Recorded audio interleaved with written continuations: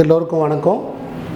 இந்த கிளாஸில் போன கிளாஸில் நம்ம பார்த்த இன்ஜினியரிங் மெக்கானிக்ஸ் சப்ஜெக்டோடைய கண்டினியூஷன் பார்க்குறதா இருக்கிறோம்.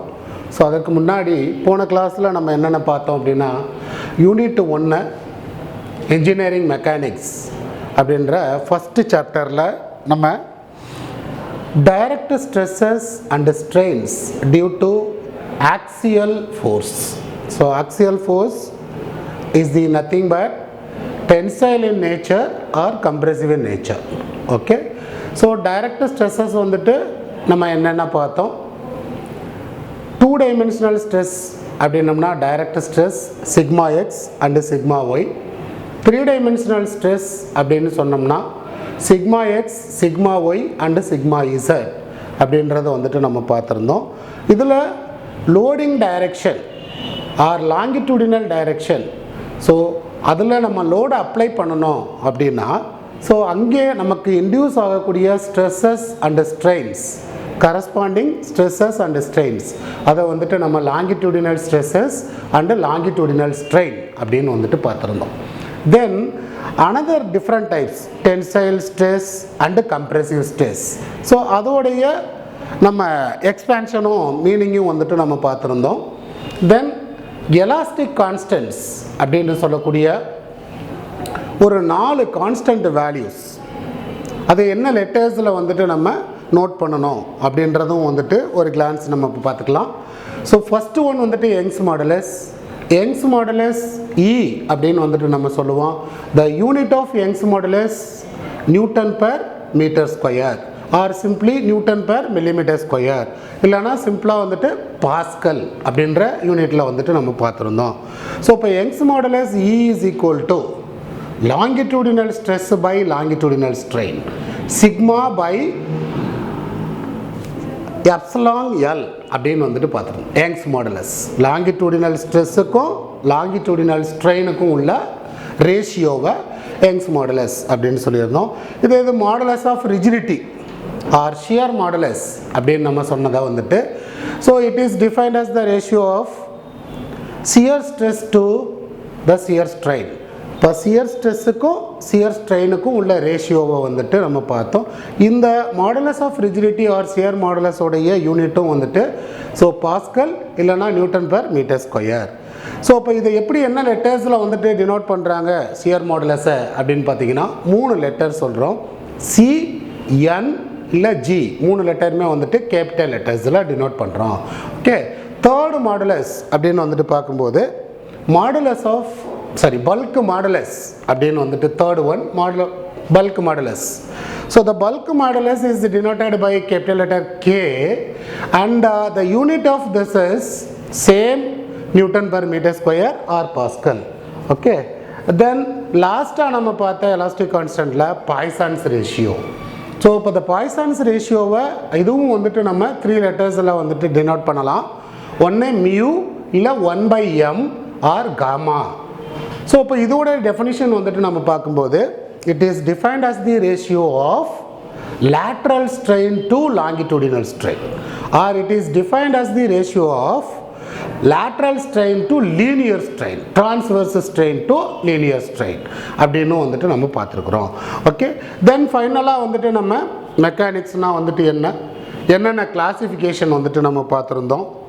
பொதுவாக மெக்கானிக்ஸை வந்துட்டு 2 மேஜர் டிவிஷனாக பிரிப்பாங்க. ஒன்று வந்துட்டு டைனமிக்ஸ், இன்னொன்று வந்துட்டு statics. So dynamics further classified into 2 category, that is one statics and one is kinetics and another one is the kinematics. So இந்த கிளாசிஃபிகேஷன் இதோடைய மீனிங்கும் வந்துட்டு லாஸ்ட் கிளாஸில் வந்துட்டு பார்த்துருந்தோம். ஃபைனலாக நம்ம பார்த்தது என்ன அப்படின்னா the relationship between elastic constants. So இப்போ அதில் வந்துட்டு ஒரு ரிலேஷன் 3 ரிலேஷன் வந்துட்டு இன் டேர்ம்ஸ் ஆஃப் யங்ஸ் மாடுலஸில் ஒன்று வந்துட்டு பார்த்தோம். ஸோ இந்த கிளாஸில் நம்ம வந்துட்டு பார்க்குறது என்ன அப்படின்னா, so the elastic constants, stresses, strains இதெல்லாம் வந்துட்டு எப்படி வந்துட்டு ஒரு ப்ராப்ளமில் கேட்குறாங்க, எப்படி கண்டுபிடிக்கிறோம் அப்படின்றத ஒரு ப்ராப்ளமாக வந்துட்டு நம்ம கிளியராக இந்த கிளாஸில் வந்துட்டு நம்ம பார்க்குறோம். ஸோ ஃபஸ்ட்டு ப்ராப்ளமில் பார்த்தீங்கன்னா a square rod of size 4 cm by 4 cm has an axial load. நம்ம சப்ஜெக்டில் நமக்கு சிலபஸில் only axial load. Okay, so that is axial load of 16 ton, 16 டன்னு லோடு வந்துட்டு அவங்க axial pull or axial tension அவங்களே கொடுத்துருக்குறாங்க. In tension the length of the rod is 2 metre is shortened by 0.1 centimeter. Find the stress, strain, Young's modulus and shear modulus if the Poisson's ratio is 1/4. Sometimes Poisson's ratio value 1/4 பதிலா 0.25. That is also equal to 1/4. So உங்கள் ப்ராப்ளமில் வந்துட்டு maximum datas எல்லாம் கொடுத்துருவாங்க. டைரெக்டாக வந்துட்டு நம்ம ஒரே ஒரு அன்னோன் மட்டும் வந்துட்டு அவங்க கேட்பாங்க. இதில் நமக்கு நிறைய அன்னோன்ஸ், 4 அன்னோன் வந்துட்டு கேட்டிருக்கிறாங்க பாருங்களேன். ஒன்று வந்துட்டு ஸ்ட்ரெஸ்ஸு, இன்னொன்று ஸ்ட்ரெயின், தேர்ட் ஒன்று யங்ஸ் மாடுலஸ் அண்ட் ஃபோர்த் ஒன்று வந்துட்டு shear modulus. So Poisson's ratio 1/4 இருக்கும்போது உங்களுக்கு இந்த வேல்யூஸ் எல்லாம் வந்துட்டு நீங்கள் கால்குலேட் பண்ணுங்கள் அப்படி சொல்லியிருக்கிறாங்க. ஸோ ஃபஸ்ட்டு வந்துட்டு நமக்கு பாருங்களேன், த சைஸ் என்ன சைஸு, ஸ்கொயர். ஸோ அப்போ ஸ்கொயர் கிராஸ் செக்ஷனில் வந்துட்டு உங்களுக்கு 4/4 அப்படின்னு வந்துட்டு இருக்கு. என்ன type of nature of load வந்துட்டு இருக்குது, ஆக்சியல் டென்ஷன் லோடு வந்துட்டு இருக்குது. அப்போ ஒரு 2 metre length of square rod வந்துட்டு இருக்குது. அதில் வந்துட்டு அவங்க என்ன செய்கிறாங்க, புல்லிங் ஃபோர்ஸ், டென்ஷன் ஃபோர்ஸ் வந்துட்டு அவங்க அப்ளை பண்ணுறாங்க. The magnitude of the force is the 16 ton, 16 ton அப்படின்னு வந்துட்டு கொடுத்துருக்குறாங்க. ஸோ இப்போ இந்த 16 டன் அப்படின்றத ஜஸ்ட் நம்ம என்ன செஞ்சுக்கலாம், கேஜியாக வந்துட்டு கன்வெர்ட் பண்ணிக்கலாம். ஓகே, ஸோ இங்கே எல்லாமே வந்துட்டு பார்த்தீங்க அப்படின்னா உங்களுடைய சைஸ் ஆஃப் ஸ்கொயர் ராடாக இருக்கட்டும், இல்லை இந்த ஷார்ட்டன்டு, தட் இஸ் உங்களுக்கு அந்த லென்த்து வந்துட்டு இன்க்ரீஸ் ஆகுது இல்லைங்களா, 0.1 சென்டிமீட்டர் வந்துட்டு உங்களுக்கு ஷார்ட்டன் ஆகுது. அந்த லென்த்தும் வந்துட்டு உங்களுக்கு change in length. Okay, so அந்த சேஞ்ச் இன் லென்த்தும் வந்துட்டு உங்களுக்கு இன் டர்ம்ஸ் ஆஃப் சென்டிமீட்டரில் கொடுத்துருக்குறாங்க. அதனால் நம்ம அந்த மீட்டர் எல்லாம் வந்துட்டு சென்டிமீட்டராக வந்துட்டு கன்வெர்ட் பண்ணிக்கலாம். For example 2 metre length of the square rod கொடுத்துருக்குறாங்க இல்லையா. இப்போ 2 மீட்டர், ஒரு மீட்டருக்கு எவ்வளவு சென்டிமீட்டர், 100 சென்டிமீட்டர். ஸோ இப்போ 2 மீட்டருக்கு வந்துட்டு 200 சென்டிமீட்டர். ஸோ அப்படி எடுத்துக்கோங்க. ஃபஸ்ட்டு சைஸை, தட் இஸ் ஏரியா அப்படின்னு சொல்லுவோம். 4 × 4 16 சென்டிமீட்டர் ஸ்கொயர். தென் லென்த் வந்துட்டு அவங்க பாருங்களேன், தட் இஸ் 2 மீட்டர். 2 மீட்டர், 1 மீட்டருக்கு 100 சென்டிமீட்டர்னா 2 மீட்டருக்கு 200 சென்டிமீட்டர். ஓகே, நெக்ஸ்ட் வந்துட்டு நான் என்ன சொன்னேன், த ஆக்சியல் லோடா நம்ம வந்துட்டு கேஜியில் வச்சுக்கலாம். Because the unit ton per centimetre square அப்படின்னு வந்துட்டு வரும். அதுக்கு பதிலாக நம்ம என்ன செய்யலாம்னா கேஜியாக கன்வெர்ட் பண்ணிக்கலாம். So we know that 1 ton is equal to 1000 KG. அப்போ நம்ம வந்துட்டு இங்கே என்ன செய்யலாம், 16 × 10⁻³ போட்டுட்டோம்னா கேஜிக்கு வந்துட்டு உங்களுக்கு மாறிடும். So here the load P, pull force, that is equal to 16 ton. இந்த டன்னை நம்ம என்ன செஞ்சுக்கிறோம், 16 × 10⁻³ கேஜிக்கு கன்வெர்ட் பண்ணிட்டோம். Okay, then change in dimension அதை கொடுத்துருக்குறாங்க. ஷார்ட்டன்டு பை, புல் பண்ணும்போது உங்களுக்கு என்ன ஆகும், லாங்கிடியூடினல் டைரக்ஷனில் வந்துட்டு உங்களுக்கு ஸ்ட்ரெயின் வேல்யூ இன்க்ரீஸ் ஆகும். பட் ஷார்ட்டன்டு கொடுத்துருக்குறாங்க, இந்த கிராஸ் செக்ஷன் வந்துட்டு உங்களுக்கு என்ன ஆகும், அதோடைய சைஸு டிக்ரீஸ் ஆகும். ஸோ அங்கேயே அந்த சேஞ்ச் இன் டைமென்ஷன் வந்துட்டு என்ன அப்படின்னா வந்துட்டு 0.1 centimetre. Okay, so here change in dimension that is equal to 0.1 centimeter. And one more data, அவங்க Poisson's ratio, that is mu அப்படின்னு நம்ம எடுத்துக்கிறோம். that value is the 1/4 value. So Poisson's ratio is the constant value, therefore which has no unit, unitless number, Poisson's ratio, right? Then ஒரு ஸ்டெப்பாக வந்துட்டு பாருங்கள், first stress value, then strain value, Young's modulus value and shear modulus வந்துட்டு calculate பண்ண போகிறோம். First stress, to find a stress. So இப்போ stress வந்துட்டு நம்ம கால்குலேட் பண்ணுறதுக்கு வாட் இஸ் தி ஃபார்முலா, இங்கே என்ன ஸ்ட்ரெஸ்ஸா, load by area. So here the load is என்ன load, tensile load. So upon the load P divided by area of the cross section. What is P? That is a pulling force or tension force.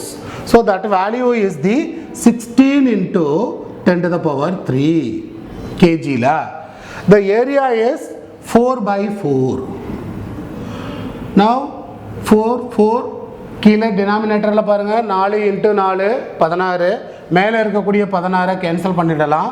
So here the stress value is 1000 kg per centimeter square. So this is the stress value. Okay. So what is the type of stress here?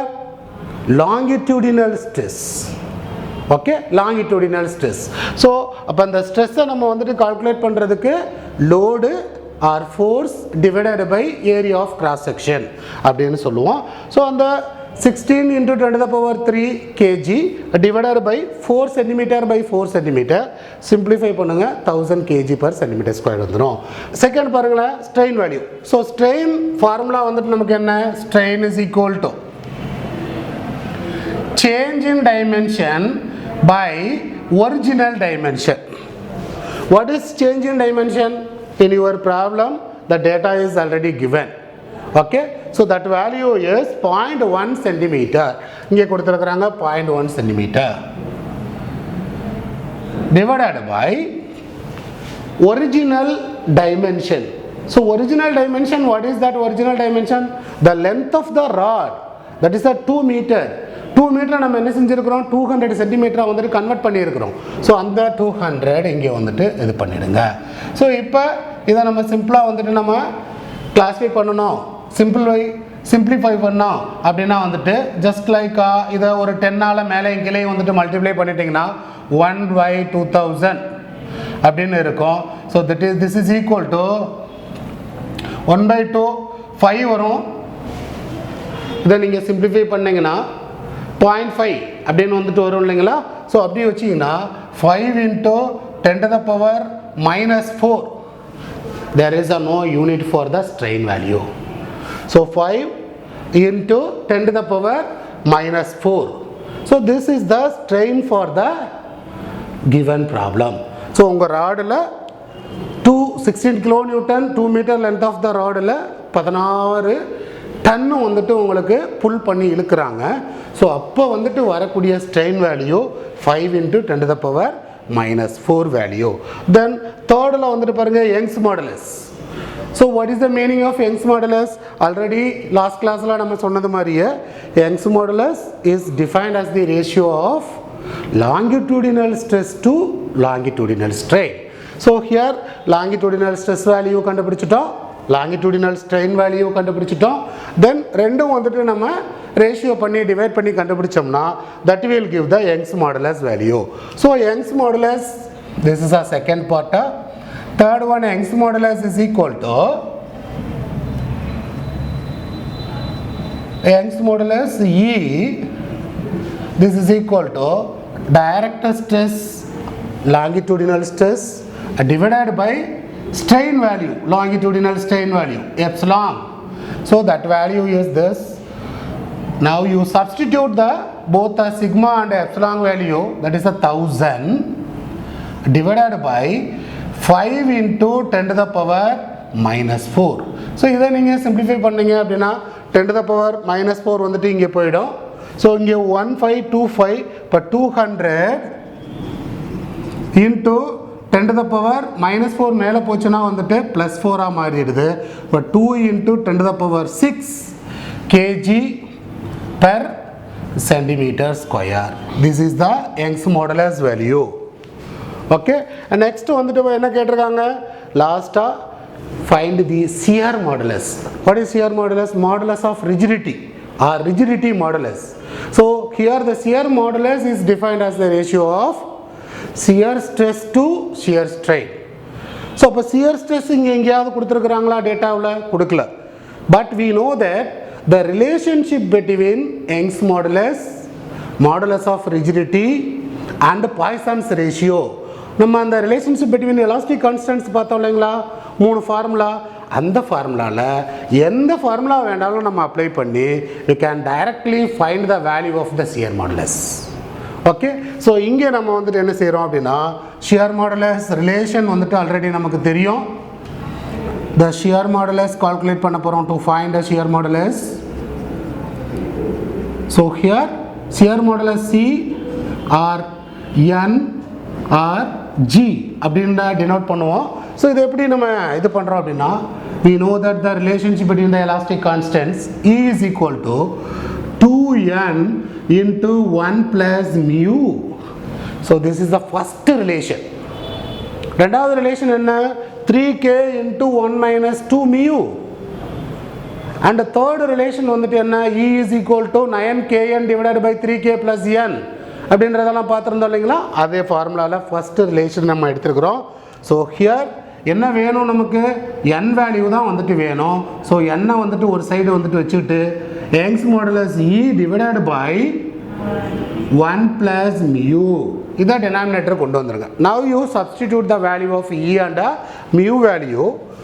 So here E value is 2 into 10 to the power 6 divided by 1 plus 1 by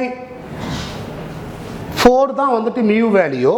So 1 by 4 that is the mu value.